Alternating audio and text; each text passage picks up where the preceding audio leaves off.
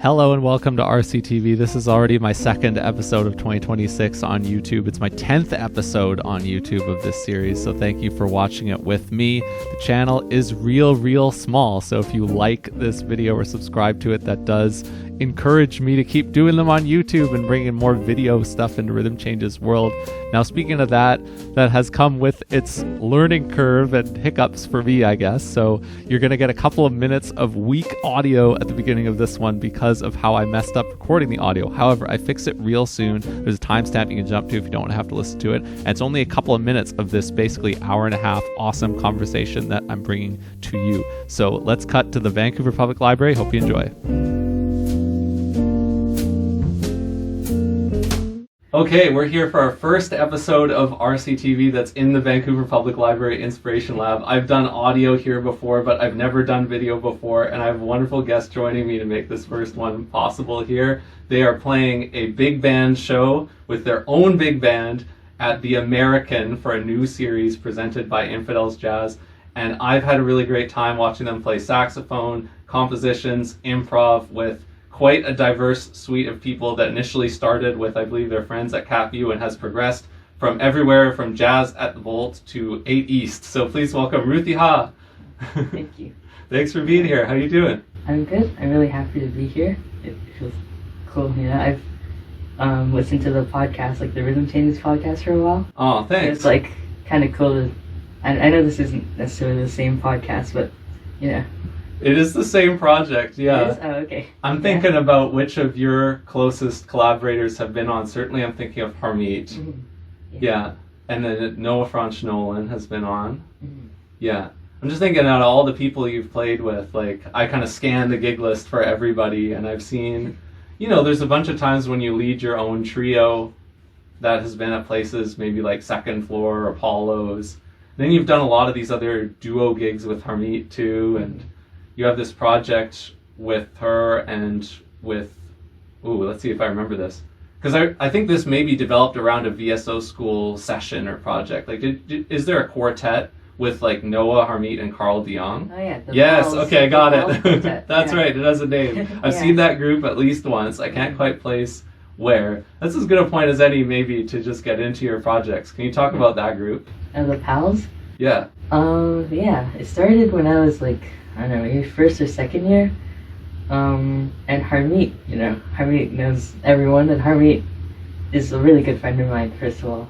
Like one of my best friends ever. And then she messaged me being like, do you want to jam with this guy Noah? And at the time I didn't know Noah, but then we played together and it was just so awesome. Noah's so amazing just as like a person and also as a player. And that was also my first introduction to like free improvisation. Oh. Yeah, we would like, I think one of the first times we did it, we went to the jam and then Noah was like, why don't we play an ocean? And you know, at the time I'd never done that before. I was like, what do you mean? And he just started playing. I was like, oh, that's what you mean. Oh yeah, okay, so was this at the VSO school? Yeah, because I think like Harmeet worked there, or like Noah also worked there at the time, so like they could book a rehearsal room for free. Yeah, so. Where were you at this? Were you at CapU? Yeah, were you younger than that? You were at CapU when this was going down. Yeah. I was at Cap, yeah, like in first year I think, or second year, something like that. And yeah, and then, so we would jam like semi-regular. It probably wasn't regularly. My memory, it was a long time ago, but we did jam like a lot of times. And then, you know, sometimes we'd play some standards. Sometimes Harmeet would bring in a painting. She does like these cool abstract paintings. Oh. One time I was wearing a jacket that had like a fun pattern on it, and they're like, "We're gonna play your jacket." What? And then, so that was kind of fun. And then was it really brightly colored, or? It just had a lot of speckles on it, I think. Oh, okay. It was like one of those like pretending to be paint splattered. I don't have it anymore because it doesn't fit anymore. It kind of shrunk. I feel like you could do that now with your current sweater too. Oh yeah, I like to dress patterned. Whenever I go to the thrift store, it's like I just kind of see the loudest thing and I just go. You're looking for bright colors or patterns or something, yeah. But yeah, anyways, it was good, and eventually we started to just bring like original tunes and stuff, and that, you know, just kind of started to become a thing. and it's called Pals because we had a group chat, and Noah always texts being like, "Hey pals," and then whatever he's gonna say. And then we nicknamed the group chat Pals, and then yeah. So did you play before CapU as well, around with people? Did you play at your high school? How'd you get into it at first?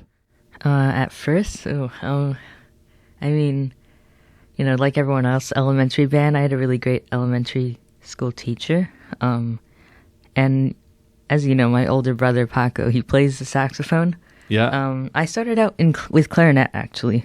Oh, and yeah. then one time my elementary school teacher was like, "By the way, we have like an old saxophone, an extra one, if you ever wanted to learn." And I was like, "Ooh, my brother plays saxophone," and you know, being a little kid at the time, you're like, "I want to be just like my big brother." And he was so just an elementary band. You're then starting to pick. You're changing wind instruments. Yeah. Yeah, well, we had a jazz band in elementary school. Oh, that's unusual a little bit. It was called a jazz band. We didn't really play that much jazz, but you know, it was just like an extra band. But we played like a few jazz tunes every once in a while.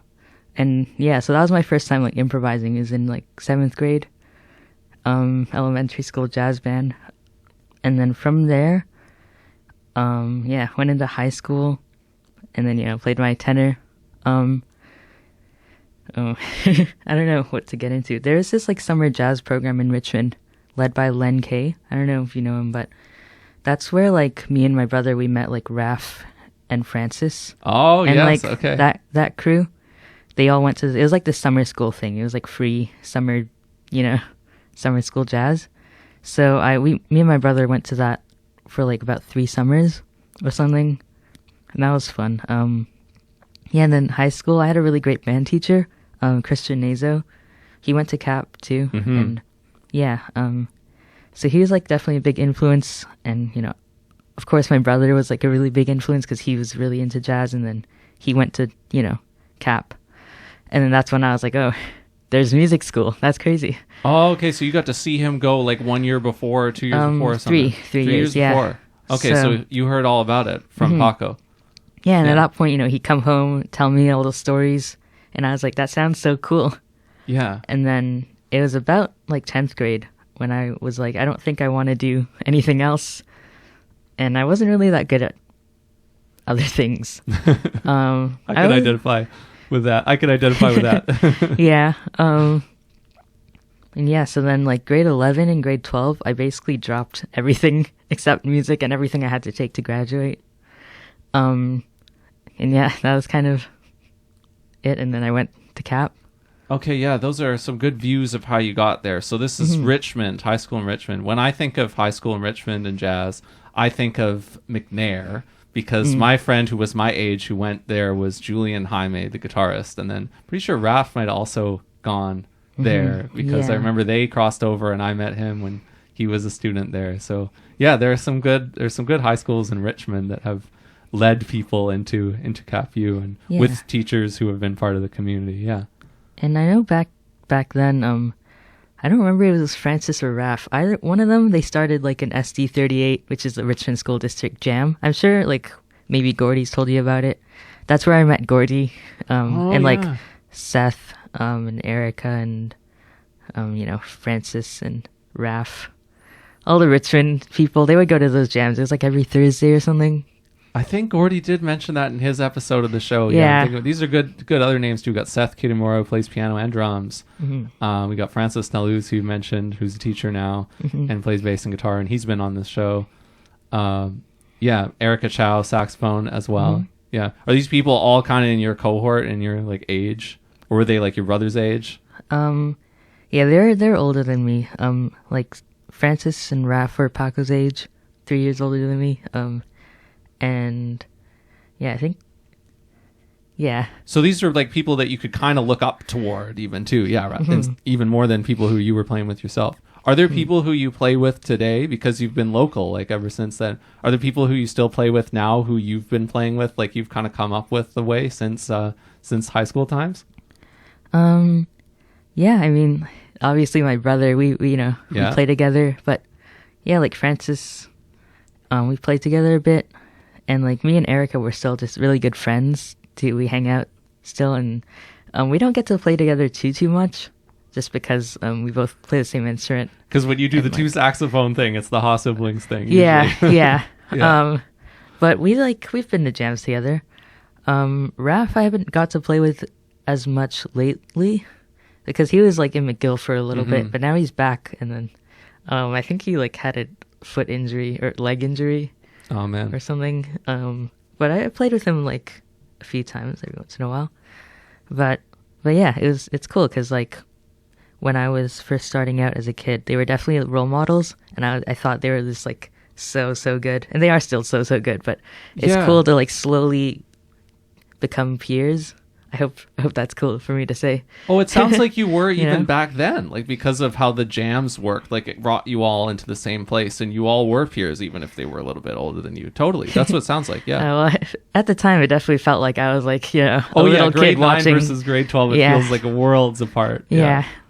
So, but yeah, I definitely play with and like still talk to all those people still now. Yeah. When I think about something like that, I think about how when I first arrived at CapU, I remember Eli Davidovici and Millie Hong. I remember them being in maybe 4th year at that point, and I thought they were like so experienced. And now I look back and it's like we're all way older than we were back then. And it's funny to think about, but at that point, a few years makes so much of a difference.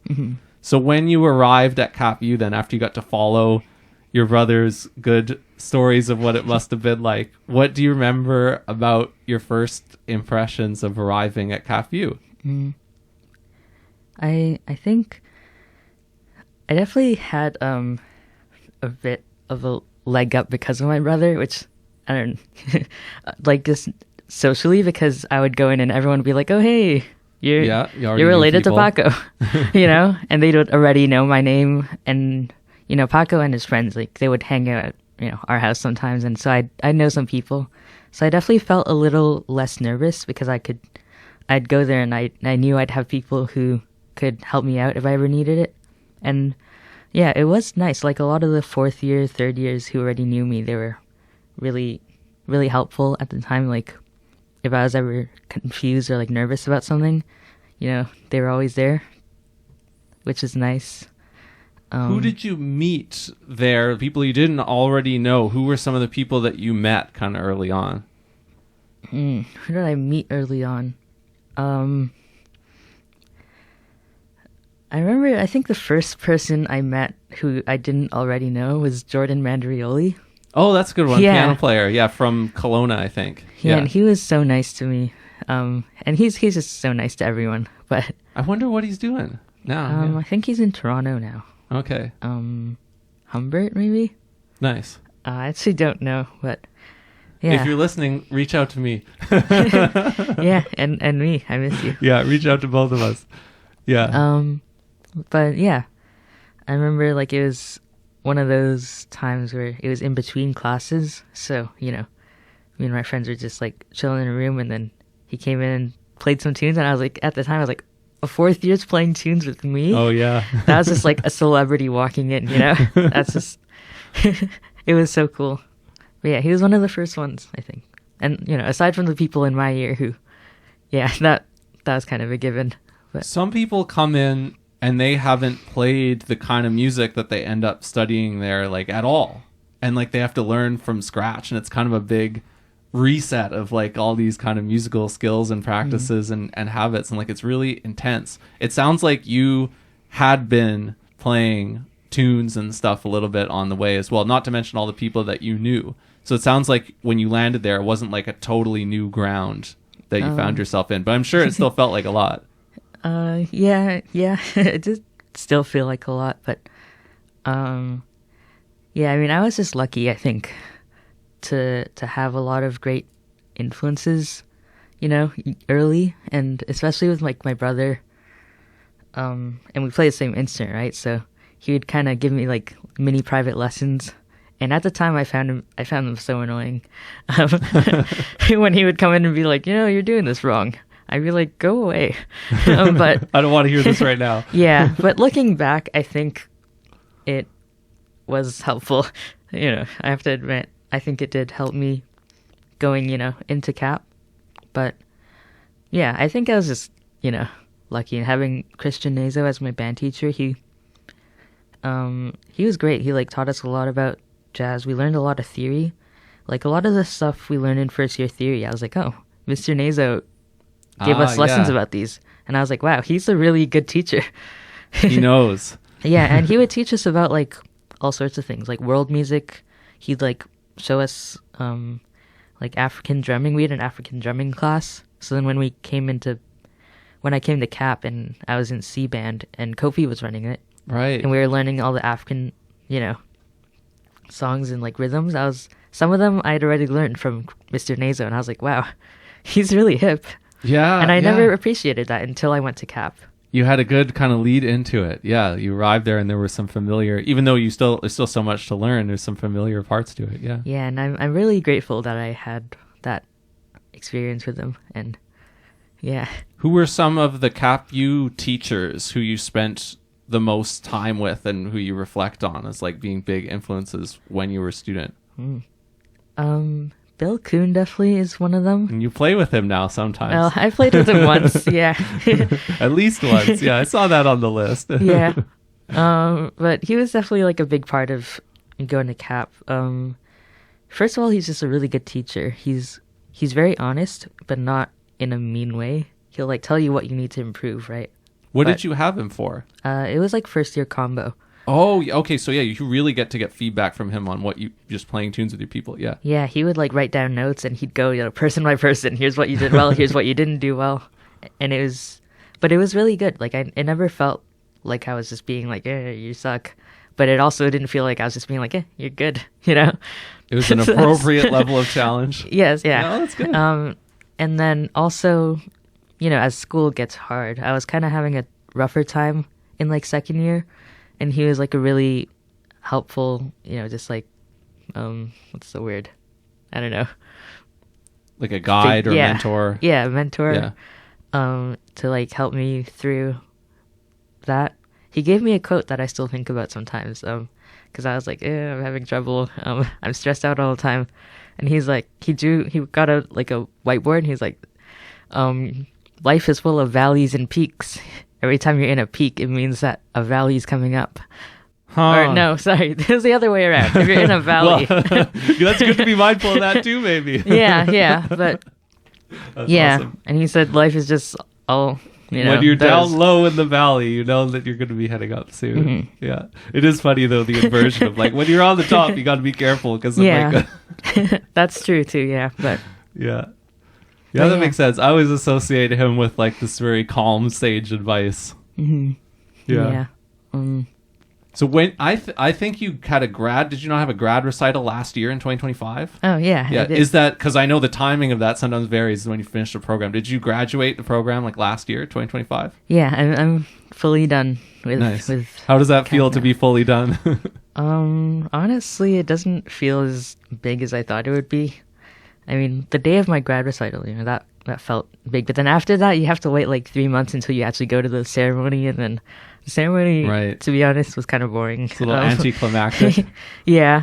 And then I don't think it really like hit me that I was out of school until like September because it just kind of felt like summer break. But then you didn't go back in September of this past year. Yeah, and then like a lot of my friends are still in school. So I'm like, hey guys, let's hang out. They're like, I have school. I'm like, school, but who are some of those people who are still there? Like my friend Ren. I guess you're not technically in school. They're like doing an internship for music therapy. But Jade is like a really good friend of mine. Vocalist? Yeah. Jade Decker. Yeah. Like I've been hanging out with Amanda Cabralda a little bit. Yeah, we've been trying to hang out for a little bit, but schedules and stuff. But these are all people whose names are on my mind because a lot of them are volunteering at Jazz at the Vault coming up soon, which I work on with Stellar Music. So I'll be seeing them soon. And I also think of them because I see them play at Prez House, I guess, as kind of the main place on the gig list where I see current Cap students, pop up and I can watch, if I see who plays at Prez House, then I kind of know, I guess, who's in third or fourth year, probably, because I don't think they would pop up too much younger than that. But over the past couple of years, even with yourself, I think, if I think back like a few years, like to 2023, 2024, I saw you leading groups at at Prez House with Right. with your classmates. And now if I want to know who's there, you know, I'd see. And I think Amanda's doing one like real soon as well, so that makes sense. Huh. Yeah. And I don't know who else. I've been playing with like Isaac Chatterton every once in a while. He's still in school, and like Stanley Zhang.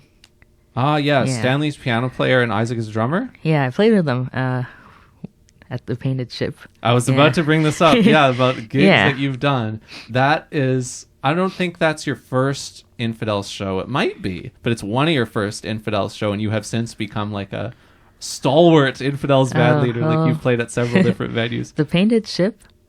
I don't think that was the first. I think my first was like... Did you do a Pass the Hat at the Lido? Yeah, in like second year. Wow, okay. So not only was that early for you, but that was early for Infidels. Like that was probably one of the earlier Pass the Hat at the Lido monthly series. Who did you have? I think I had it was like Bella, Carl, Jancis. That sounds right. I believe that. And yeah, Jancis on I piano. had Bell on Erica bass. come in on the second set. You did have a 2 saxophone moment. Yeah, I do. Okay. I do love the saxophone. Yeah. And yeah, it was that show. It was actually because of that show where the house sibling thing started. How so? Sorry, I don't know if you wanted me to move on to that yet or not. Go for it. Okay. Well, I put a few Alice Coltrane tunes into that Lido set back in the day, when it was still the Lido. And then Tim was like, "Hey, you're a fan of Alice Coltrane, aren't you?" He didn't word it like that. That's a paraphrase. We can imagine that he was intrigued. Yeah, and I was like, "Yeah." And he's like, "Would you ever do a, Alice Coltrane tribute show?" And I was like, "That'd be cool." And then like some few days later, I was talking to my brother. We're listening to Alice Coltrane in the car, and he was like, "I've been thinking of doing a tribute show." Paco said that independently. And I was like, "Hey, I was gonna do that," and we're like, "Why don't we just do it together?" Wow. And then, yeah.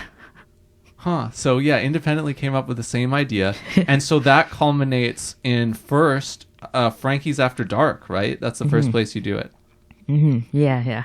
Yeah. Yeah, that was cool. It was on my birthday, that show. And my brother, he didn't tell me, and he started playing Happy Birthday for me at the end of the set. And I remember at the time, he was like, "And then we have one more tune." And I was like, You were "Wait, freaking what?" out. You were I was like, "Oh, like, "I don't know this tune." Wait, I didn't know. I was like, "What if it's a tune I don't know the changes to?" Okay. And then he started playing Happy Birthday, and I was like, "Oh, this is so embarrassing." But it was like nice, I guess. Yeah, so that Lido, April of 2023, and then by October 2023, 6 months later, then yeah, you're doing the Alice Coltrane at Frankie's After Dark. And you later bring it to Jazz at the Vault, and you play a full-on set there at the festival. For that one, I believe you had Noah on piano, and Harmeet on bass, and Karl on drums, I think. Mm-hmm. Yeah. Like with everything, and this was just this past Jazz at the Vault, like almost 12 months ago now. This is in February of 2025. I try to catch at least 5 minutes of everything at Jazz at the Vault. So yeah. I remember that you had a full house. I remember people telling me about how much they enjoyed your set. What do you recall about the Jazz at the Vault show and about the music that you brought there, or anything else you want to share about that time? Oh man, hard to say. There's a lot of cool things that were happening. But a highlight, I guess, I remember we were playing Tad El Dowd, one of the tunes, and it was time for Noah's solo, and he sounded great. And then I don't remember how it happened, but he just started doing this. Everyone else cut off, and he just did this little improvised, like unaccompanied. Yeah. Huh. And it was just so, I don't know. I remember just like thinking, I know this guy, and I get to play with this guy. And he was like doing some crazy thing. It was like he was improvising. I don't know. I can't even describe it to you. It was like had to be there, I guess. But yeah, you found a freedom, like amongst yourselves. Like you found some space for somebody to explore and do something like that. It was just really cool to watch him do that. And I don't know. Even though I wasn't playing while that was happening, I still felt that flow state just from being on stage together with with that happening. But it was cool. It was cool because we got those hoodies and they had our names on the back. And like the Jazz at the Vault Festival merch. Oh yeah, it said Ha Siblings on the back, which is cool. But, and it was also like the pals group plus your brother. Oh right, yeah. That's a funny little configuration there. Yeah, we joked about that. Me and Harmeet, it was like pals plus Paco, but then now that it's Ha Siblings, so it's like kind of two bands at once. But yeah, it was cool. I had a lot of people come up to me and be like, I'd never heard Alice Coltrane before. I didn't know who she was.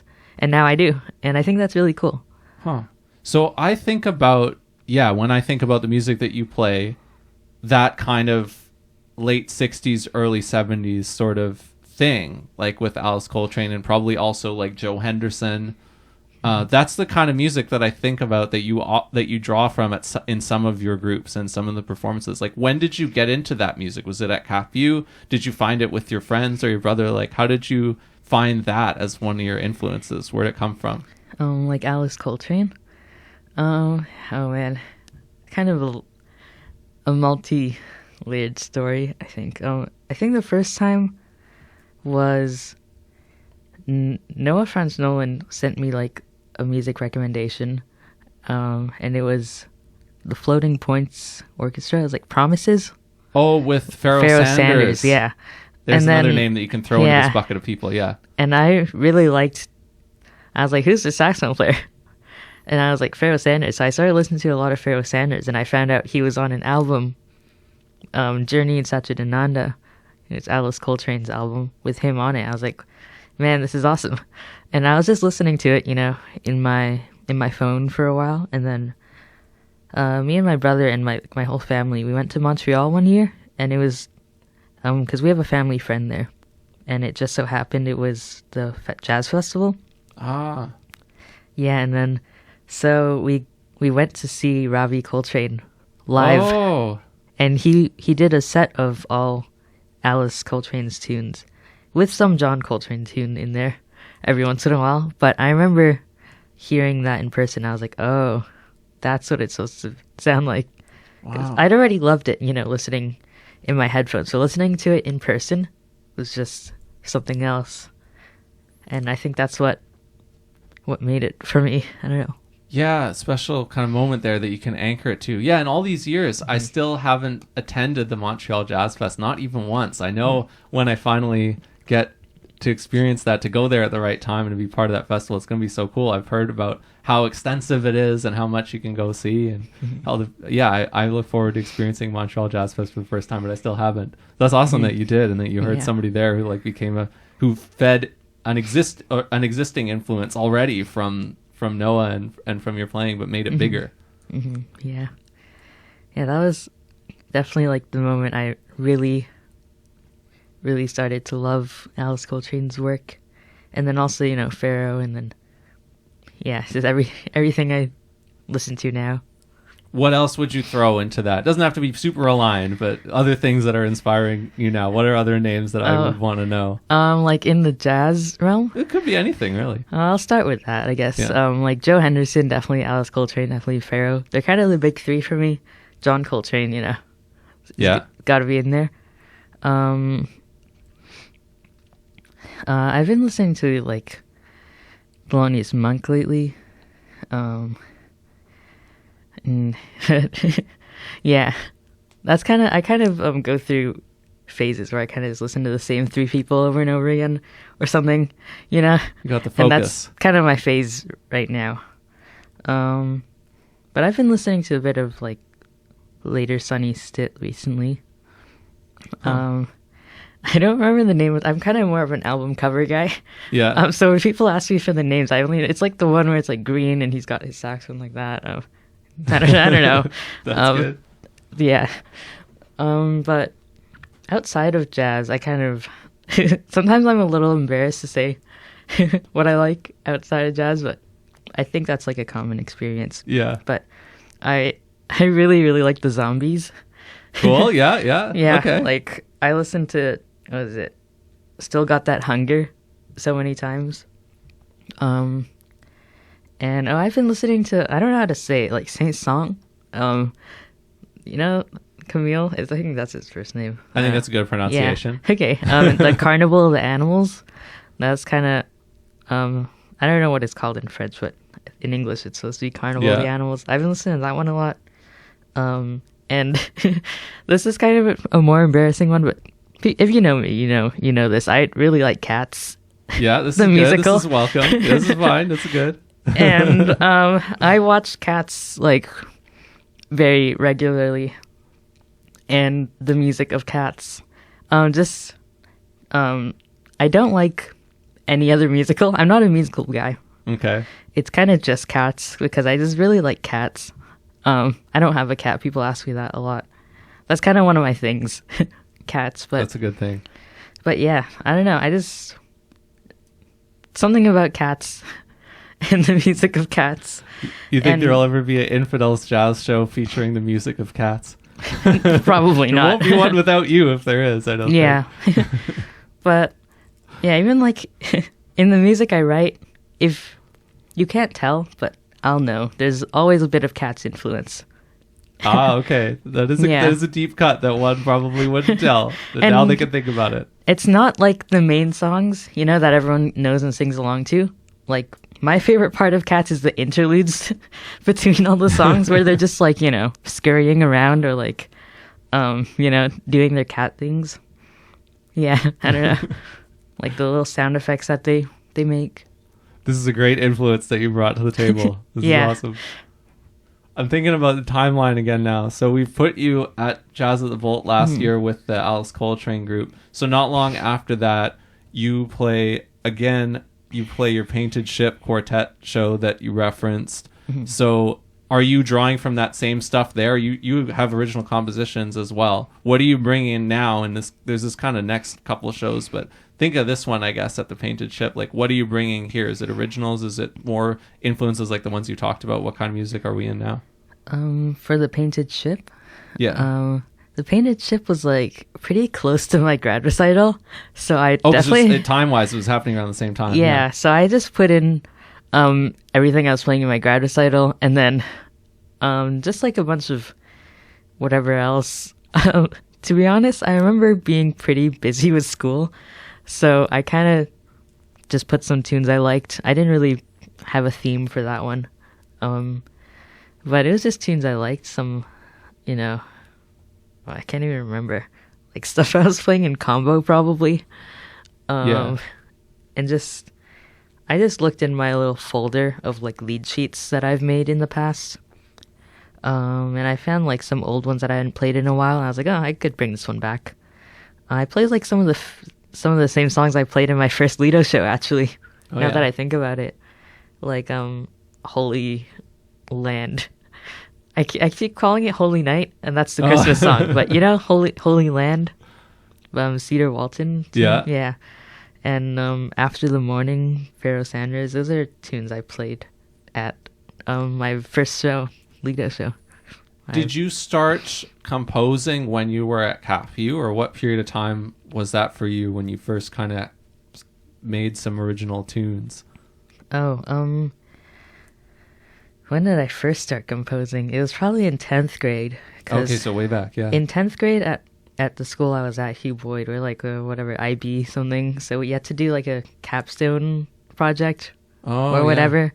And I chose, I would write a bunch of tunes as my capstone project. Good one. Yeah, and I wrote a few tunes, but I ended up scrapping them, and I actually changed it to writing a bunch of contrafacts because I at the time, I couldn't really figure out how to write a good tune. But looking back, I still have some of those papers, and I was like, these tunes actually weren't that bad. I think I was just doubtful at the time, so I scrapped them. But I wrote a bunch of contrafacts, barely, because one was just a blues. It was called Ruse Blues. Great. Yeah, you gotta get that one in there. That's a great name. And one was like a rhythm changes, and then one was like based off of Girl from Ipanema, and one was like just Contemplation. I think I might have just played Contemplation. Okay, yeah. And I remember it was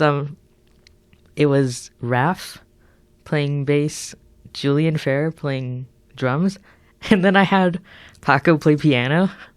Oh yeah, okay. Yeah. Yeah, that was my project. And I don't think I actually got a very good grade on it because you had to write this paper along with it.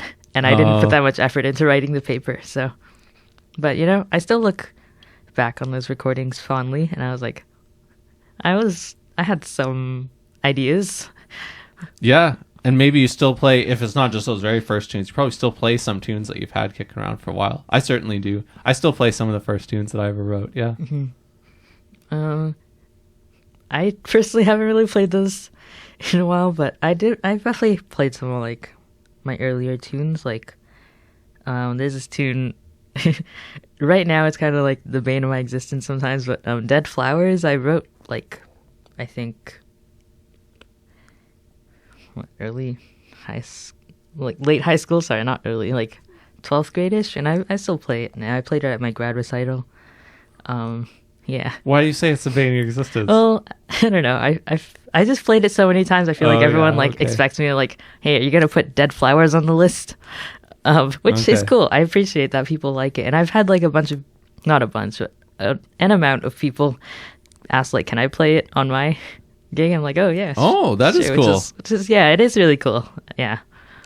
But then, but yeah, people do ask me, like, I'm like setting up for the gig, like, are you gonna play Dead Flowers? I'm like, no, not this time. They're like, aw. Which is, I am sorry, I don't want to sound ungrateful. I am grateful that people like my tune enough to be excited and look forward to hearing it. But yeah. But yeah. Like, what is cool, like, Jancis played it once at his After Dark. Tess Meckling played it at, like, Tyrant. My brothers played it. Jade's played it. Yeah, even when I'm not in the band, which I think is kind of cool. That is really cool. Yeah. That doesn't happen very often. No. So, yeah, I'm really happy that people find the tune enjoyable and something they like about it.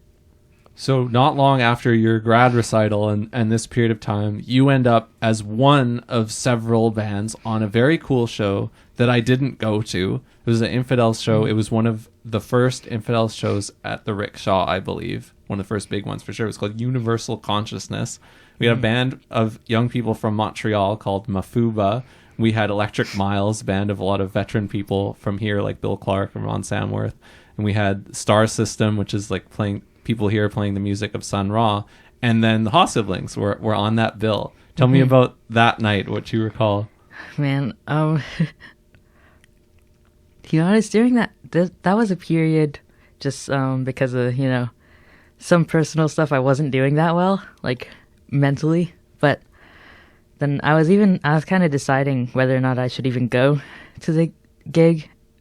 But then I went, and it kind of it felt so good just to, I don't know, let everything out. You know what I mean? Like, did you play the Alice Coltrane music? Yeah. The Ha siblings. That's what it does. That's what we do. Nice, yeah. Yeah. So, I don't know. Yeah, I'm not like the most like loud person. So it definitely feels nice to just scream. And, musically into an instrument, and it felt nice. But yeah, I didn't even go to the rehearsal, so I kind of just wow, showed up and did it. Yeah, on a four band night. It was cool. And Mafuba Sibi, who I think is like one of the co-leaders of that, is like one of Paco's old friends. He went to Cap for a little bit. Oh, that's a cool connection. I didn't know that. Yeah, and then he, moved to McGill, but him and Paco, I think, stayed connected. And, yeah, we saw him when we went to that Ravi Coltrane show in Montreal. We watched it with him. And I remember he sent me this video. It was like Pharoah Sanders playing Kazuko in a tunnel. Oh, like super reverberant. Yeah. Okay. And I remember I was like, whoa. That was also one of the things I was, yeah. So yeah, you have a connection with that band that came here. Okay. Yeah. That's funny you mentioned the thing about, sometimes if you have you know, the disposition that you have, that you get to access something different by like screaming through your instrument. That makes me think of, you know, some of the stuff that you've been doing recently that is more improv based, that you've kind of you've stepped out into another side of the community in a way. I definitely want to ask you about that. I do want to keep going just another like month or so, because you ended up having 2 shows at the Jazz Fest that I'm thinking of, one as a leader and one not. Your one as a leader was at Zameen, and it was the Rue and Harmeet Quintet sold out, presented by Infidels Jazz at Zameen Art House on like one of the first nights of the Jazz Festival. How was that? Oh, that was really cool. As you know, me and Harmeet, we're really good friends, and when we play together, like as duo or whatever, we kind of just end up playing each other's songs. We just put both of our songs into the set list whenever we play duo. So we were kind of doing that anyways, but now we kind of officially had the chance to do that. And Tim said we were allowed to have 5 people this time. So we were like, who's going to be the 5th person? And I said, I don't really want another horn. And Harmeet was like, me neither. And we thought of a few, a few options. I mean, we knew for sure it's going to be the pals, right? Because that's kind of our thing. And Harmeet said, I know a tabla player. And we're like, that could be cool. And then we're like, what if we had a string? Or like a vocalist, but a vocalist not doing words, you know, doing like wah wah wah stuff, you know, or something like that. We wanted something like, you know, a little more interesting than just like 2 horns. Not that 2 horns isn't interesting, but you want like a new choice of instrumentation for you, yeah, something we've never done before, you know. But yeah, the string thing I think intrigued us, because the tabla player would have been cool, but we weren't really sure how to fit that in with the songs we had already written, because we could have written like all new stuff, but we were kind of pressed for time, so we didn't end up doing that. So a tabla player is a little harder to fit in to the existing tunes that we were gonna bring than like a string. So we're kind of thinking about that, and we knew we wanted to do some free improv stuff, and then that's when we thought of Parmala. She was actually my prof for a little bit at Cap. She taught counterpoint, but I knew that she was, you know, aside from being like a good viola player, was also in the free improv community. So yeah, that was cool to have a viola to play with. And now she's leading a show at Zameen like very, very soon as well. Yeah. Which is cool. I actually can't make it to that, but yeah. Yeah. And then your other one, you played with the Todd Stewart Trio, was you, and was it Cole Woodland on electric bass or upright bass, or was it cordless trio? He might have been doing a little bit of both. What was the music like? So the first time we went to like jam at Todd's place, and then we kind of just like, he was just like, someone start something, and then like Cole would like play a groove, or you know, or he would start playing a groove on the drums, or I would play like something, and then everyone would come in. We just like voice recorded that whole session, and then the next rehearsal, Todd just wrote the best parts of what we played out. So you just like played continuously, and then he like listened back to it and like was like, okay, let's go further with these parts. Oh, well, yeah, that's a cool way to do it. And then he also just added in some stuff, like some standards that are not standards. They were pretty, not, I don't know. They weren't like standards, but some tunes that had already existed. Yeah. Yeah, and then he asked me if I wanted to bring in an Alice Coltrane tune, and I said, of course. No, I probably said sure, but yeah. And I brought in this tune. I gave him a few choices. I gave him like, you know, a few options, and he picked one, Los Caballos, which is a really cool one. Ravi Coltrane played it when he came to Vancouver at the Chan Center. Yes, right. Okay, I thought about that when you mentioned seeing him in Montreal. I'm pretty sure when you were saying that, I was pretty sure that that had happened later. Like you went to see him in Montreal Jazz Fest. Subsequently, he has come to Vancouver. So that's right? Like you went to see him at the Chan Center at some point in like the last year. He was part of the Chan series. Yeah. Was it similar to what you heard in Montreal, or was it a different show?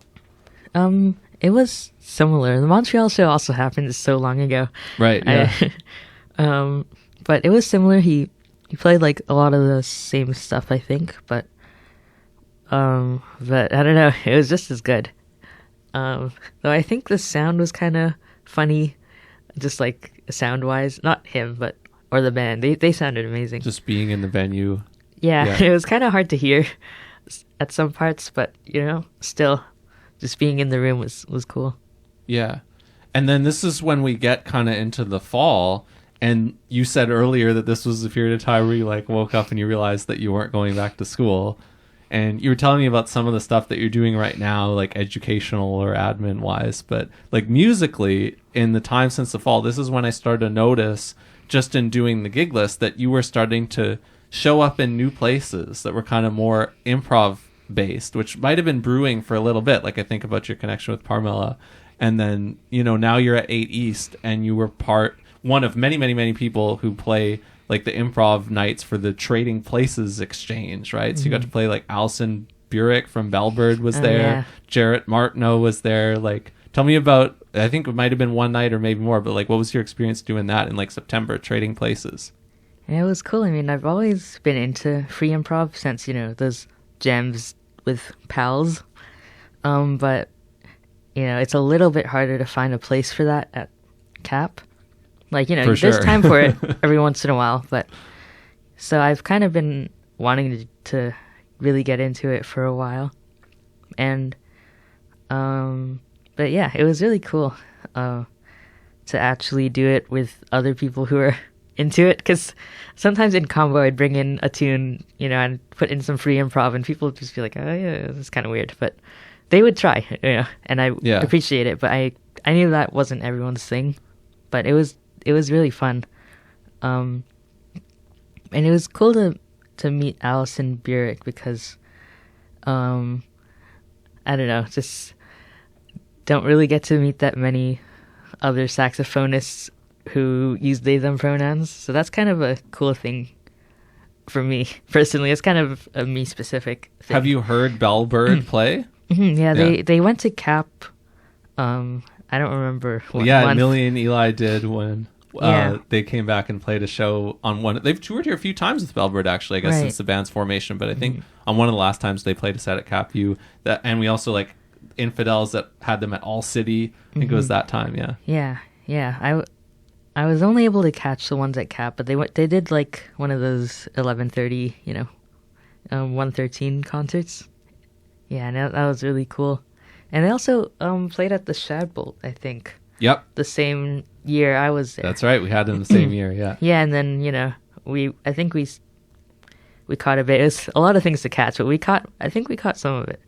Yeah. Yeah, me and my brother, because we stayed behind after we played, because we played in the morning. You had so an we kinda, earlier thing. Yeah. Well, they're coming again. This will air after it happens, but they're playing this show with Francois Houle's quartet, and they're playing at the Alliance Française Theatre. They're coming through town. They have a new album coming out. Oh, I didn't know that. I'm kind of not that hip to things, but that's cool. Thanks for telling me. Yeah, you should actually check out their new album, because it's on like a record label that is associated with more free stuff, and it's a more free-minded album. I actually have it. It was sent to me. I haven't listened to it yet, so I can't elaborate further, but I believe it is a more avant-garde minded album than their first even, which was, it was still that, but it was more like a chordless quartet playing compositions and things. But I think you'll probably dig their upcoming album. Yeah. Cool. Yeah. Yeah. It's nice because especially after coming out of Cap, I feel really rusty in terms of, jazz. Because, when you're in Cap, you play with people, you play tunes, you learn, and you're in school, all that stuff. But ever since graduating, I've, You don't have to all the time. Yeah. And even then, I always felt like I was kind of behind in terms of, just like playing. I've never really felt that comfortable. Sorry, this is me. Oh, that's okay. I just I don't know. It feels easier to express myself in like the free stuff. Because I think I just get too in my head when I'm playing changes. I'm like, just worrying about getting it right and stuff. You know what I mean? I do, because I think there's some part of a causal thing there too, because you spend so much time playing tunes and playing in the jazz tradition in school, that it can become harder to find your way in that and find comfort in it, because you get like so much exposure to it that's like academically coded. Then it's like, if you do that for long enough, then you want a break and you need something else. That's kind of what it is, right? Yeah, I think it's just a little bit of burnout or something. But yeah, I did that sort of. I mean, I left kind of this community altogether to go and play folk music, I guess, is really what I did. And then it took me a lot of years to come back to it. And I had similar feelings about it. Like, I felt like I didn't know what to do in the space anymore, even though like I had already, I recorded my first album of all original tunes. But even then, after doing that, like I didn't even feel like I wanted to do anything with this recording that I just did. I had the session with, people who are all still my friends today and who I still play with today, like Thad Bailey-Mai on trumpet, Johnny Tobin on piano, Carson Toro on drums. That was my first band when I was, around 20 years old. And I even did like a studio date with them, and then I didn't feel good about it, so I didn't even put it out. I didn't even get it mixed and mastered. Right, I just sat on it, and then it took until 2020 when I came back into the community and Rhythm Changes started, and my folk band stopped playing because of COVID. It took until then, and then I decided to put the album out, because it was just sitting there, and it's like, yeah, on one hand, this is now already like 4 or 5 years ago, but I am down to finish it now, because I feel like it makes more sense to me now that I have some distance, and the way that I felt about it back then, I was all caught up in what was going on right now, and I kind of needed some time. Yeah. So there's these different pathways that we have, like in and out of the academic experience of playing. Mine ended up being pretty brief. I was only at Cap for the 1 year, but then, yeah, it still had an impact on me too. Yeah. So this is part of, it is literally, as soon as, you graduate, this is part of your search for what comes next. Yeah, I'd say so. And I've been liking it, the trading places thing. The night where there was everyone playing was a little bit intense. It's like more than 10 people probably. And the first time that happened, it was like a continuous thing. Oh, like the marathon. Yeah, the marathon. It's like as one person leaves the band, one person goes on. And I stayed the whole night. Some people would like, they went out for a walk or something, which is totally fair. But yeah, I don't know. So you were up there for like over an hour, maybe. Oh, it was like 3. Oh my gosh, 3 hours. Probably. Yeah. People talk that way about podcasts, like Chris's recent episodes. He goes along with some people. Like he's over 2 hours with the John Gross and with some of these other people. I'm like, oh, that's kind of cool. Yeah. You get to a certain place. Yeah. Yeah. I mean, I thought it was cool. It's like so many different kinds of people there. I think I might have been one of the youngest at the time, but then there's people like Bruce Friedman and Clyde Reed. Right. And then there's this, people of all different, every kind of diversity there is. There was someone there, I think. Did you get to know some of those older people in the free improv space?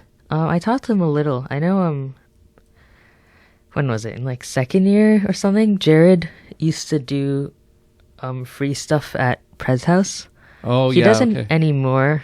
Now he kind of focuses more on like student bands on those Wednesdays. Yeah, but he used to do this thing where just he'd take a bunch of his friends, from the his free improv friends, and he'd get a random number generator, and then that determines who goes on and how many people go on. And I used to go to those like every time it happened, and it was really cool. And then he'd introduce me to his friends. There were a few times I was like the only one there. Yeah, nice. Yeah, that happens with that kind of thing. Yeah, but that's life. But I always enjoyed it. But then you get to spend more time with the people who were there. Yeah. So it's okay for you. Yeah, and it's cool. It was definitely cool to meet everyone, and he even, I brought my horn once because I was just coming from a rehearsal or something, and he got me to play in it once, and that was really cool. Did you feel like, oh, I don't know what I'm going to play or what I'm going to do? Or did it just kind of feel natural when you did it? I was definitely nervous, like sitting there with my horn out, but once I got up, once I like got up and started playing with whoever was on there at the time, I mean, obviously they're all like, you know, free improv pros, so they just start, you know, and I'm like, oh, we're starting. And then it just kind of starts to feel, I don't know, feel right, I think. Yeah. That's cool to have those like small like experiences where there's a small number of people and you get a lot of time with them. Mm-hmm. Even though it's kind of funny when it's like you have that kind of thing. And yeah, sometimes when you have that kind of thing, there's like little to no audience. But hey, I mean, if you're there because you're engaged in it, you know, it's kind of cool. So then not long ago now, we're just getting into like what happened at the end of 2025. You played at one of the Lost Dog Sundays at the Hargrove, co-curated by Kevin Romaine and Cole Schmidt.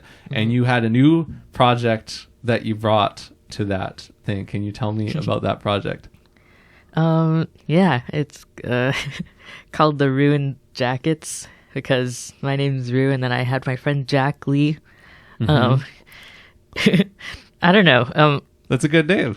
We weren't planning on having a name, but then Cole was like, by the way, send me your band name. I was like, band name?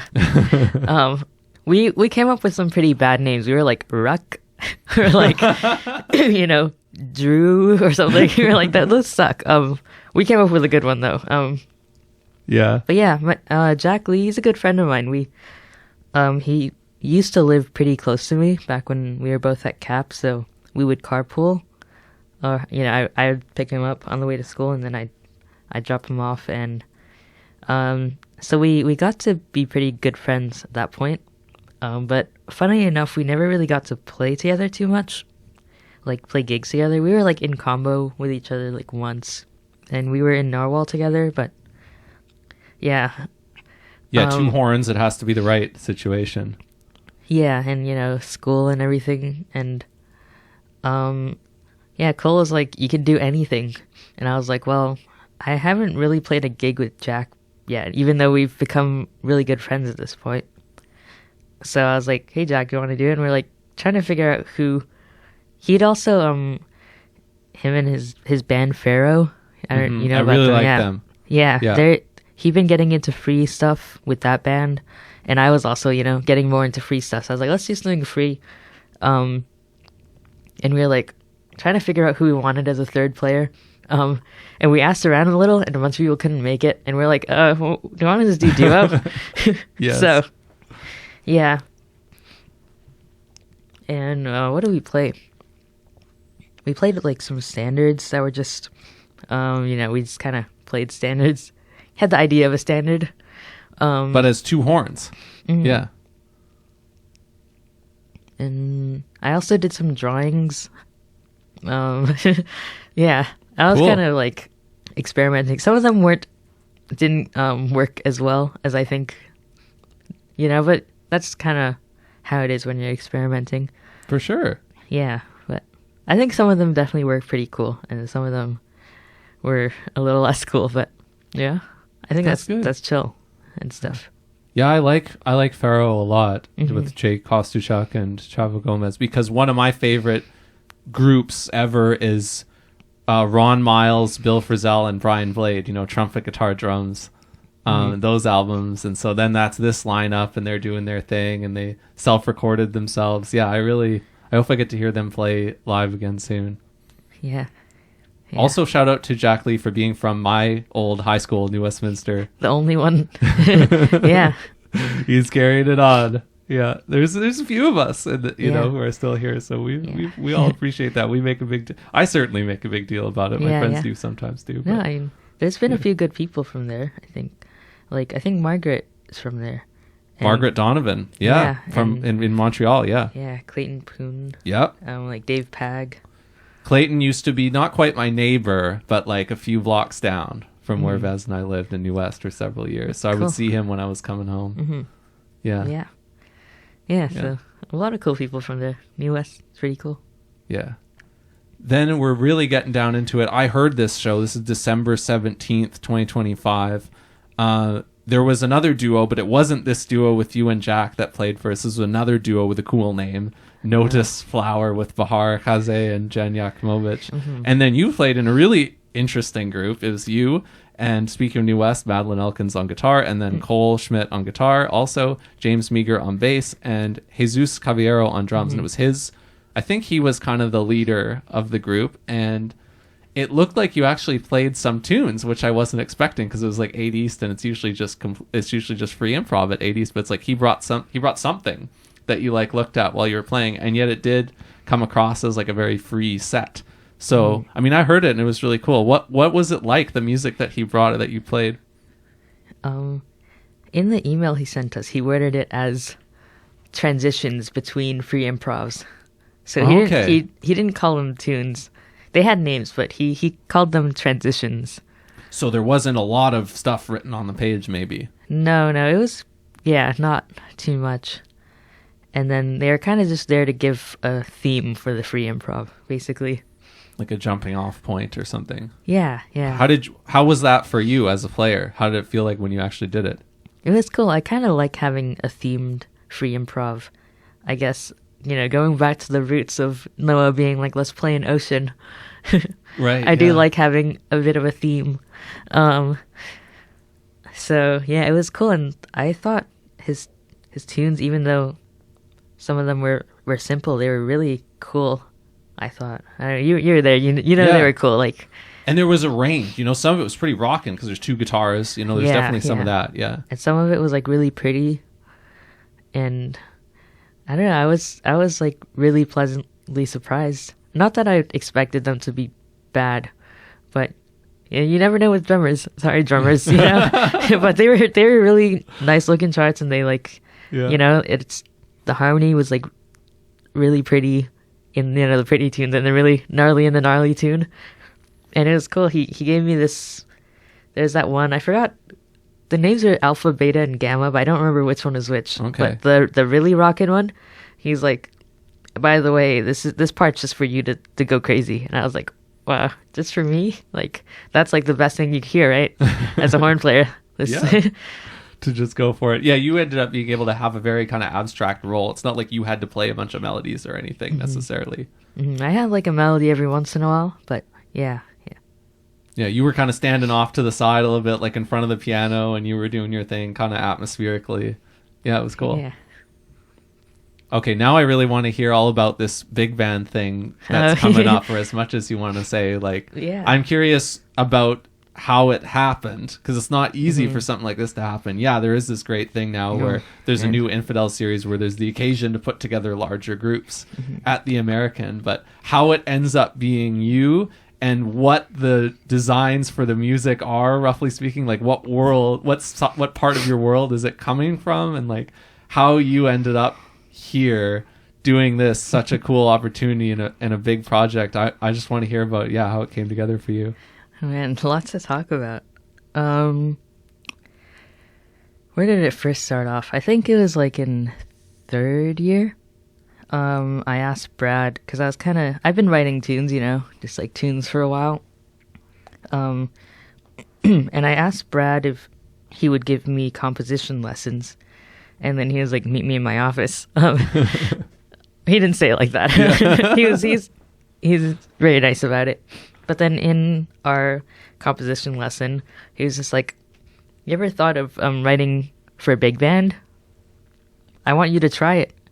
And you probably hadn't, right? No. We had taken arranging class, but at that point, I don't think we'd gotten to big band arranging yet. Or if you did, it was probably only like, here is how you write a Count Basie style saxophone section or something. Like, it would have been a specific thing from the history. Yeah. Yeah. I don't know. I'd arrange like here and there, especially in COVID, nothing to do. So I just, open up MuseScore and just fiddle around. Nothing from that era was very good. Because I was in grade 11 or something. But anyways, yeah. He was like, why don't you like just try. And then we can meet up again and I can give you some pointers. So funny, for my first big band chart, I picked a tune that I'd written a while ago, like in high school, called Fear of Dying. Okay. And it was like a very foreboding tune with a very large free improv section. That was the first For a tune I big decided band. for big band, which I don't know what I was thinking, but I think that was a good choice, I think, because I think that really set me off in a good trajectory, because this was before I had learned big band arranging, before I knew any of the rules. So I was just like, the whole tune is just one big diminished chord. You weren't self-conscious about any rules at all, yeah. No, and I wrote this like soli that was kind of not really a soli. It was just like a bunch of like, it was like, it was meant to sound free, but you know, all in as a section. It was kind of chaotic. It was, yeah. And then there's like a big free improv section, collective with the big band, which is crazy. That was, yeah, my first chart, and that is going to be in the show. And I'm not going to change too much about it because I kind of want people to see, you know, the very first thing I wrote as it is, with all the mistakes, with all the weird things, all the like funny voicings, you know. There definitely are some funny voicings in there. And like, good. I don't know, some stuff that looking back, I'm like, wow, I let that slide. But that's cool. Yeah, and I really had a lot of fun doing it, and I was pretty proud of it. And, you know, I still am, even with all the mistakes, you know, looking back and things I could have done better.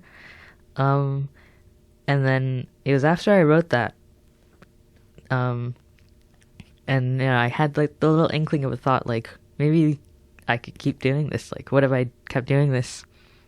So then, I don't know, came like the end of that year, I was talking to Brad some more, and he was like, you ever think about grad school?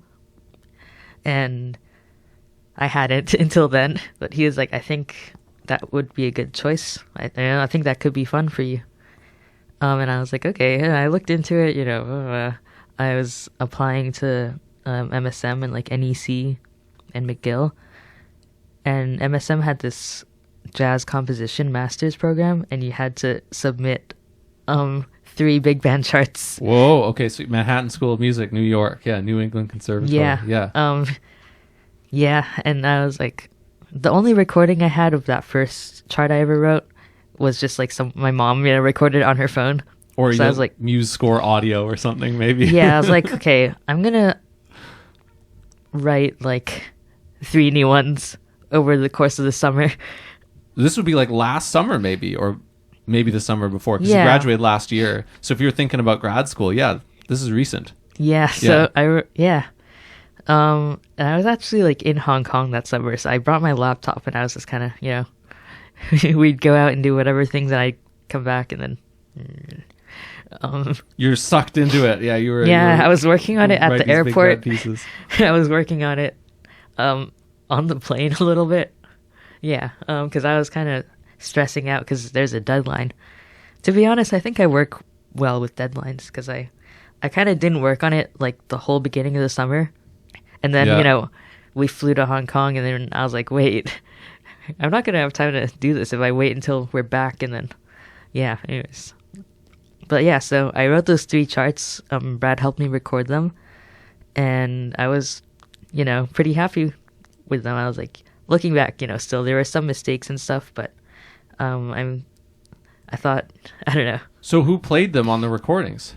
Oh, I brought it to A band at the time. Ah, yeah. Yeah, and then I rehearsed with them a little, and then yeah, so we played those, and yeah, that's what I used to apply to MSM and NEC and McGill. Yeah. That's a great opportunity to have the A band accessible for you, which maybe you were playing in, or you certainly would have known a lot of people who were playing in. So it's almost like you get to bring it to your friends, but like it's structured in the school way. So it's like you have this ready big band thing to plug it into. Yeah, that's great. Yeah, and that was really cool. Not to toot my own horn, but I did get into MS7 and NEC. Hey, there we go. Yeah, but you know. I mean, if that's the case, now my next question is obviously, well, you could be there right now. Yeah, well, it was a lot of things. Like, it's very expensive to go to as an international student, and then also just like stuff in America was not looking very good. Yeah. So, yeah. So I'm here now. So But well, judging by where that side of things is going, you're probably feeling better about being here with each passing week at this rate. Yeah, I mean, gosh. it is nice Yeah. to be, and I get to do this big band show, which, yeah, so I don't know, after that, and after not getting into the, I did get in by not going, sorry, Yeah. I don't want to sound like boasty. No, this is good. It's well deserved, you know. We're talking about how it came together, so this is cool. You know, other people could watch this and they could be in their 4th year at Cap, right? So Right, it's like right. this kind of one thing that you can do. Mhm. Yeah. Yeah, it's cool, but, yeah, and then, I don't know, after having that being played, I was like, you know, with A-Band, I was like, it's kind of fun to hear your own music being played, you know? Did you play or were you just directing the band? No, I was just directing, Yeah. yeah. And Nice. it was lots of fun. I was pretty nervous standing in front of the the Is band. that what's going to happen at this show? So you're not going to play? No, Cool, no. Okay, yeah. This might be weird, but I honestly don't really like playing my own music. I end up playing it often because that's like, you know, I'm not just gonna give some random band and be like, play my music, please. So I do end up playing my own music, but I honestly don't really like doing that. You don't A want lot to of have the to think time- about that at the show, maybe. You want to be immersed in the music from the further out perspective. Yeah. Yeah. Honestly, one of my, I don't know, if I ever, what am I even saying? One of my dreams is to have, just bands play my music, just a good, if someone gave me a show, I just give someone else the music. I don't know. That'd be cool. But that's basically what I'm doing, I guess. But That is I what you're think doing. like my favorite thing is just hearing how other people interpret, you know, the things I write and what they make of it. Because like I wrote it, so it's like, you know, boring. I know what it's about. you But know? then it has a new life when somebody else plays it. Yeah, and I think that's like so much more interesting than me playing it. Yeah, Um, I see what you're saying. Yeah. Yeah, no, I think it's so cool because then every person I give my music to, they all play it a little differently and they all approach it differently. And I think that's the coolest part to me. So, yeah. What was it like deciding who the members of this band was going to be? Oh man, I'd been thinking about it long before I asked him. Yeah. Tim, if I could do it. But yeah, I mean, a lot of them were like friends, you know. I have, and then just people I've heard over time, and I was thinking about how their sounds would go together. And I kind of, there is like the 3 that I wrote for, you know, the audition stuff, and then the 3 new ones that I've written, I kind of wrote them with my band in mind. So yeah, there's like a few tunes that I definitely want this person to solo on, or the melody would sound so good if this person played it. I'm looking at the full list of members, at least as it was last Oh, you have visible a to list me there. on the gig list. I can pass it to you as well. But what strikes me about it is, one, like I recognize a lot of these people from the other big bands that are led by kind of people in broadly, yeah. you know, our generation, you know, that if you just the broad under 40 generation or so, you know, I think about Dean Teeson's Stranger Friends Orchestra. Oh, you know, well. there's a few members of that band are in here. Well, Dean, and then, you know, yeah. even people who've played with like hard, you know, John Corsford is in this band. You know, I was going to say people who played with Hard Rubber, but yeah, he himself is there. And you know, people who play in the Vancouver Jazz Orchestra big band. And then some younger people who I haven't seen them crop up in a big band before, like Jack, right? So like here, I'll show you on my sheet. It's top of the sheet there. This is the this is the list of people that I saw, who are going to be making up the band. Yeah, you've got a guitarist in Chris Fraser. Yeah, you got a full trombone section.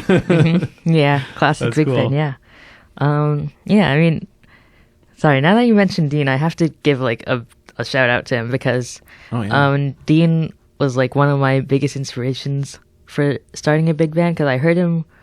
I can't remember the first time. I heard his big band once, and I heard it again at like Vancouver Jazz Fest, and then again at Fox. the Fox. Yeah. And through like all my writing stuff, like I reached out to him. Oh, I also like subbed in his big band once. And I remember like sitting there in front of the chart and like, you know, playing it. I was like, wow, this is awesome. So I reached out to him in Cap while I was in Cap, and you know, I was like, do you have any tips? And like, and then, you know, we chatted. I went over to his place at some point in US actually, and then we chatted about like big band stuff, and he gave me some tips, and then the whole time like this has been in the works. I've been chatting with him, and he's been giving me like a lot of helpful advice, and I don't know. Yeah, he's a great guy. I just love his stuff, and he's so nice to me too. And Chris Berner too, like he's also been really big in helping me write my music.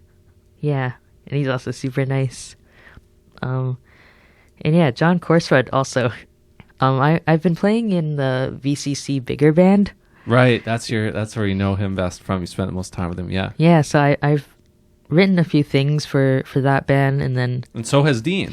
Oh yeah. I wasn't in it the same time as Dean, but I remember VCC. We just finished doing our whatever the concert for the bigger band, and at the time I knew I wanted 3 trumpets. So I was like, who should be the not in order, I had 3 trumpets in mind. I was like, I need one more trumpet.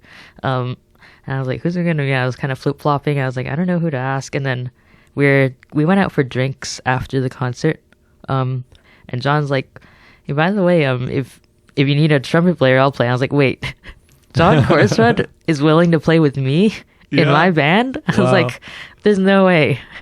I don't know. I was just like kind of shocked that he would do that for me, because I don't know. I was like, wow. Really cool. So he's on there, which is super cool. And then a lot of the rhythm section coincides with Dean. Dean's in there because, I was like, I have to have him in my band. He's been such a big part of my music writing trajectory. But just like having heard his band play, I don't know, I love that. I asked him, I was like, is it okay if I copy some of your members? He's like, of course, they're great. Of course. Yeah. There's only so many trombone players. Yeah.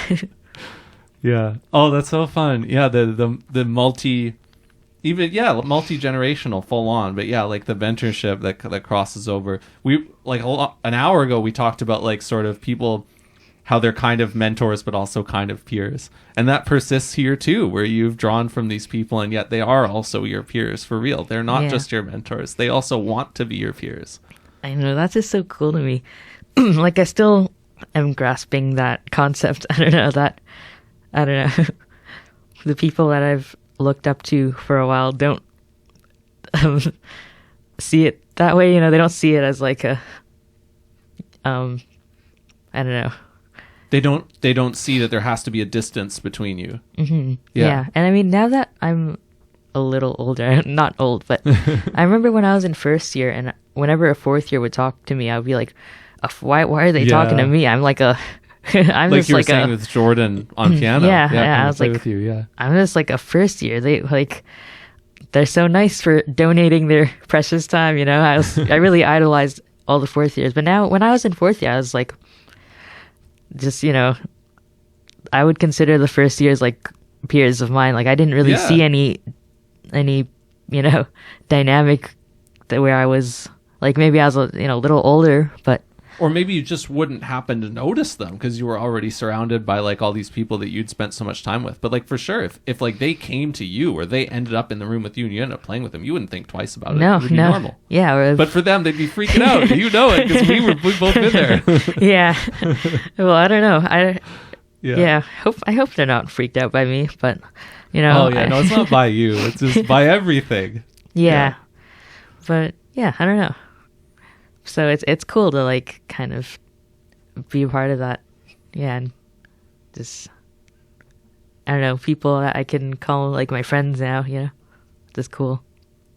So does the timing of everything here, does it let you now like think towards maybe grad school 26, 27 school year, or does it like stay kind of as a thing that you could get to at some point? Like maybe, you're totally happy with what you're doing right now and you just don't, like I kind of feel that way right now with things that I'm doing. I'm not thinking about like making a big change anytime soon because I'm just kind of happy doing what I'm doing. You could totally feel that way about where you're at right now, or maybe it comes up as like, oh, I didn't do it this year for these reasons, and if certain things are okay, like if the US thing is marginally less crazy and even remotely tolerable, maybe I could go there. Or like you said, you applied to McGill. Like, is it something that you now kind of look towards this coming fall as doing?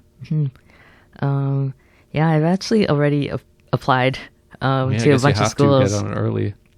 Yeah, but this year I've applied to a bunch of Canadian schools, and also one in Berlin. But I'm kind of iffy on that one because I would like to stay a little closer to my home. Have you been to Europe? No. Oh, that would be That's interesting. Why, yeah, it would be a lot. Yeah. Yeah, but I'm actually gonna go fly out to Toronto to do an audition at the end of this month. But I don't know what's gonna come of that. I'm not setting my hopes too high. Did they ask you for 3 big band scores? Well, I've applied for both composition and performance just to get some options out, But those programs, their composition programs, are a little more classical leaning. Mm-hmm. So I don't actually know. I applied with my, big band stuff, and then also like some of the sax quintet stuff, and then some other like Narwhal stuff. The saxophone quintet stuff, like some of it leans a little bit classical, but still not that classical. So hopefully they like that. But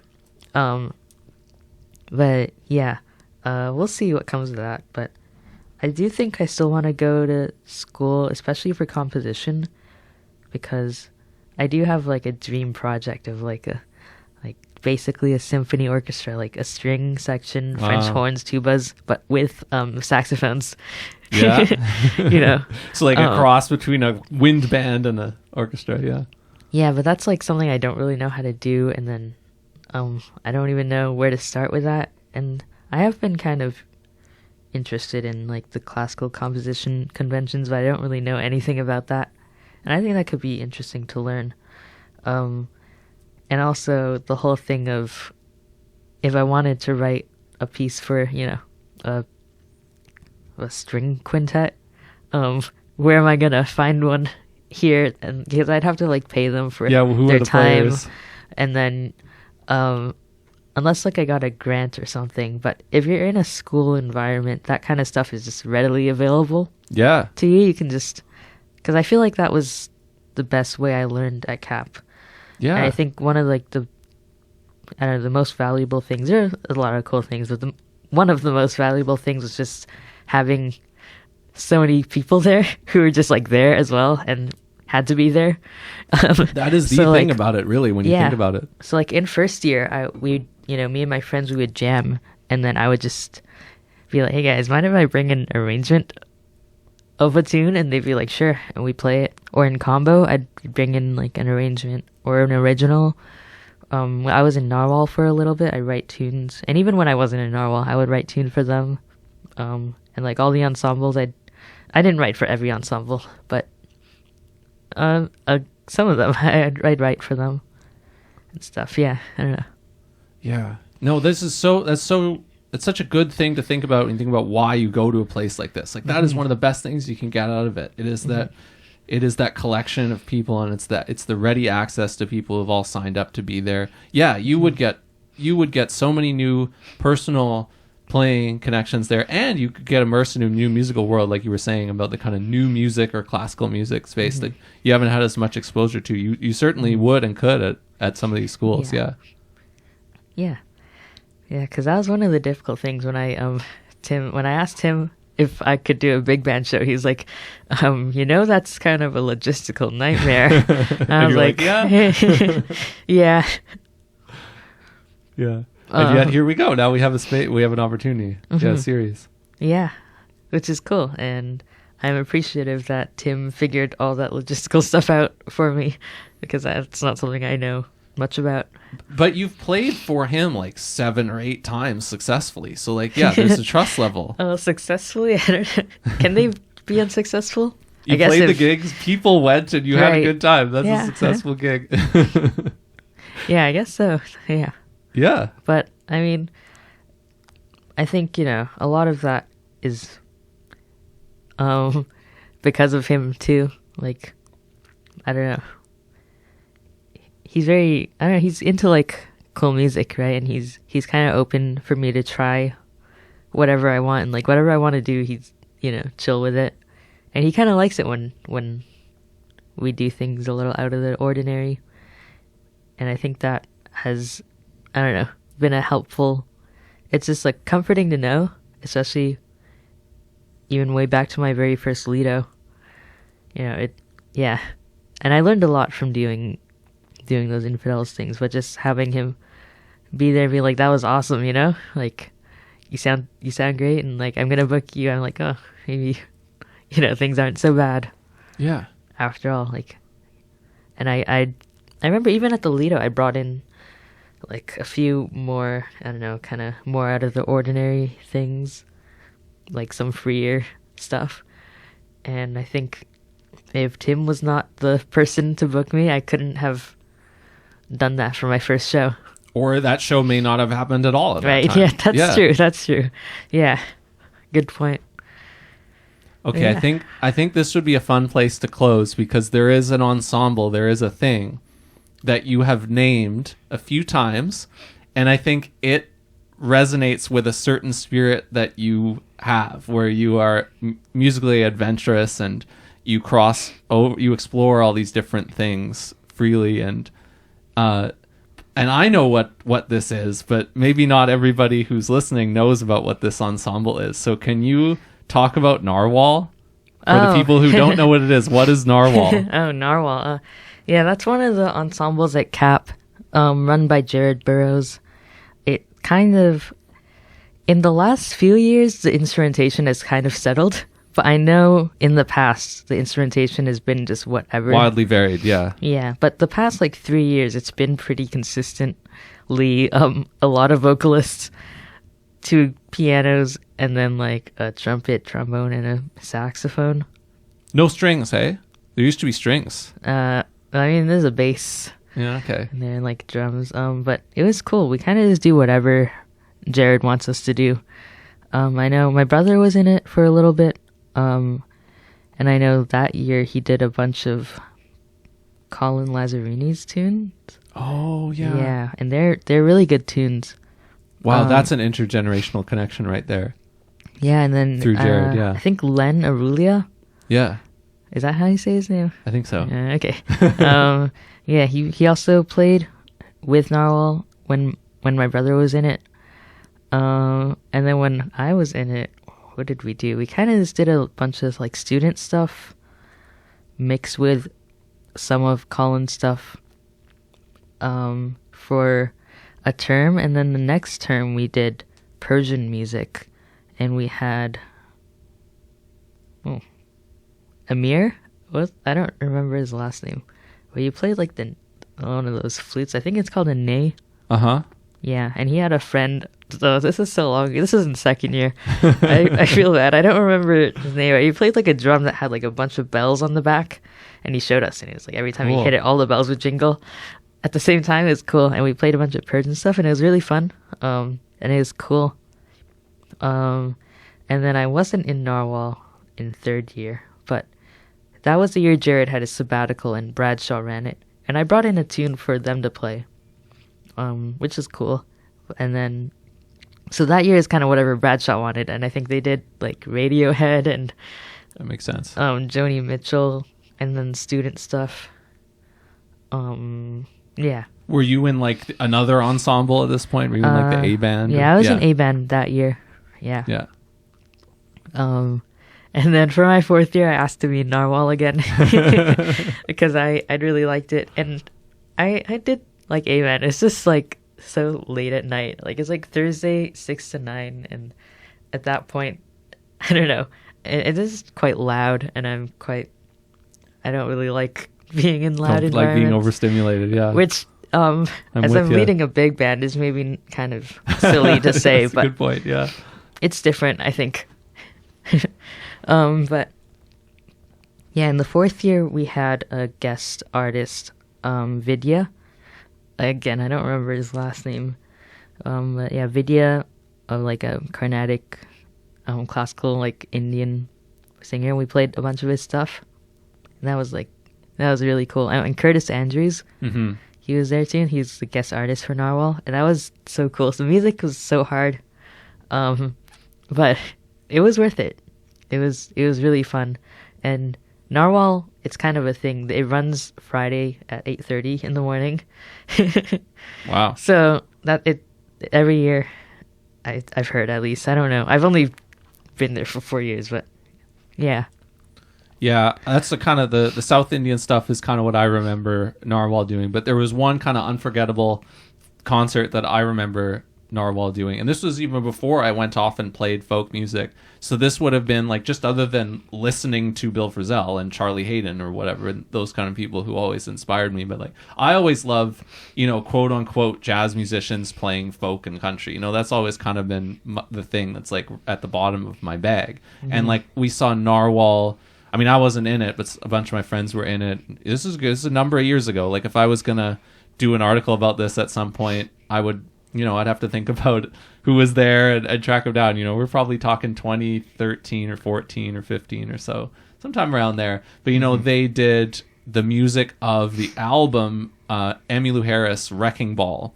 Like Neil Young sings background vocals on that. There's like one song in particular I remember the Narwhal arrangement of, called Deeper Well. That's an album by, famous country artist Emmylou Harris, where she works with like Canadian kind of 80s alt rock producer Daniel Lanois, and like ends up with this kind of cool alt country folk rock sound. And for some reason Narwhal played the music of that, and I remember that so fondly as like an example of, hey, we're at CapU where it's all bebop all the time, and especially back then it felt like there was no room for any kind of free improv. I didn't even know it existed. Basically, I hadn't been exposed to it yet at all, and I certainly wasn't getting it there, but yet there was this ensemble, Narwhal, and they could do this, and that was really cool. Yeah it was really cool. Like, I don't know, because I remember in first year, my brother was in Narwhal and I was in C-band. But C-band like happened right after Narwhal, so so sometimes I go a little early and kind of poke my head in, and I was like, that's just so cool. Whatever they were doing was so cool. But I feel like there was always like one or two violinists. These are like people who played violin in addition to something else maybe at Cap, so that's maybe how it happened. But right. I feel like there should be. That's a part of it for me. That's a canon part of Narwhal. Maybe someday they'll have again. Yeah, maybe. Yeah, right now it's been, kind of the same for the past little bit. Yeah. Is there anything else in terms of, even, shows that you're going to, or things that your friends are doing coming up that you're excited about? Anything that's on your radar for you or anybody, anything else that's on your mind here that you wanted to like mention or point to or shout out before we wrap? Oh, man. What am I excited about? I mean, I don't really have anything going until like February or March, maybe. I don't know. This I don't know if this is official yet. It's like, I don't know if I can put it out. It might be official, but I'm going to Toronto to do my audition at the end of this month. Harmeet's currently in Toronto. Yeah. She's booked us a gig. Oh, nice. Which is like crazy. That's great. That's kind of fun and exciting, but that's not in Vancouver, so I don't know. But it's something you're doing. Yeah. But yeah, I don't know. What am I doing? I can't really think of anything right now. That's okay. Yeah, I don't know.